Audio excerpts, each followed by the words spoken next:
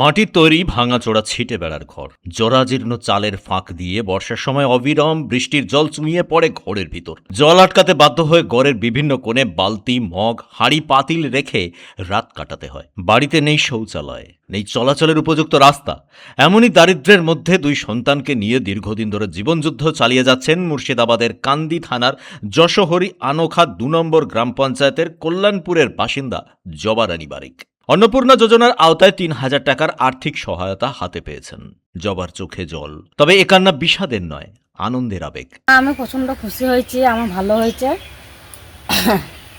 আমার আনন্দ হয়েছে। আমার সংসারে খুব অসুবিধা, স্বামী মাতাল, কাজ করি না না। মেম্বারদের বা প্রধানদেরকে বলেছিলেন? হ্যাঁ বলেছিলাম, ওরা তিরপল দিয়েছে। কিন্তু ঘর দেয়নি আপনাদেরকে? না, ওই ঘর ঠিক করবো এখন, এইসব করবো এখন। সংসারে আমাদের সংসারে অভাব, গরিব মানুষ খেটে খায়, এইসব এই করবো তো করবো না, আমাদের কাজে লাগাবো। হ্যাঁ হ্যাঁ হ্যাঁ, টাল, বাঁশ, তিরপল কিনে এইসব কাজে লাগাবো।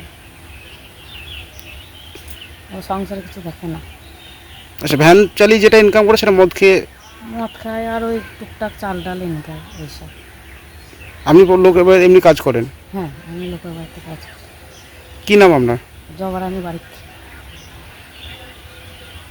চাই যে আমার ঘর বাড়িটা হোক, আর কিছু চাই না। যাতে ছেলে পিলেকে নিয়ে মাথা গোঁজা ঠাইটা পান। হ্যাঁ, আমার খুব কষ্ট হয়, এখানে জল দাঁড়ায় বর্ষার সময়, এখানটায় খাল জায়গা, বর্ষার সময় জল দাঁড়ায়, খুব কষ্ট হয়।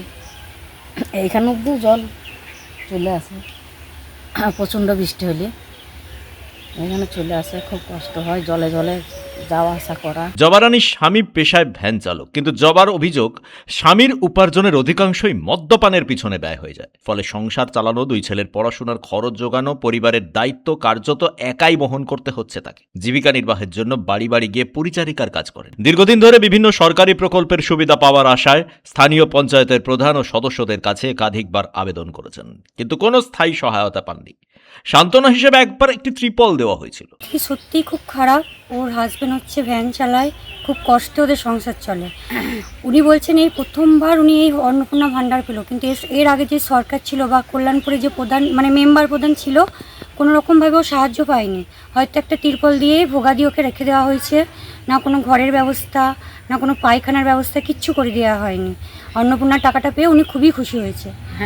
সেই টাকাটা তো বলছে যে উনি বাড়ি করার কাজে লাগাবেন। কিন্তু হ্যাঁ, বাড়ি করার কাজে লাগাবে, 3,000 টাকায় বাড়ি হবে না, কিন্তু যাই হোক উনি একটা তিরপল হোক, বাস কিনে ঘরটা একটু ঠিক করার মতো মানে ঠিক করবে আর কি। তার জন্য আমি প্রধানমন্ত্রী, মুখ্যমন্ত্রী সকলকে অনেক অনেক ধন্যবাদ জানাই যে এরকম গরিব মানুষের পাশে দাঁড়ানোর জন্য, বা তারা 3,000 টাকা পেয়েছে সেই জন্য ওরা খুবই খুশি। অনেক ধন্যবাদ তাদেরকে। মাত্র ৩,০০০ টাকার এই সহায়তা হয়তো বড় কোনো অঙ্ক নয়, কিন্তু জবা রানী বারিকের মতো অসহায় পরিবারের কাছে এটি শুধু আর্থিক অনুদান নয়, বরং নিরাপদে মাথা গোঁজার এক নতুন আশার প্রতীক। ব্যুরো রিপোর্ট, পূবের কলম ডিজিটাল।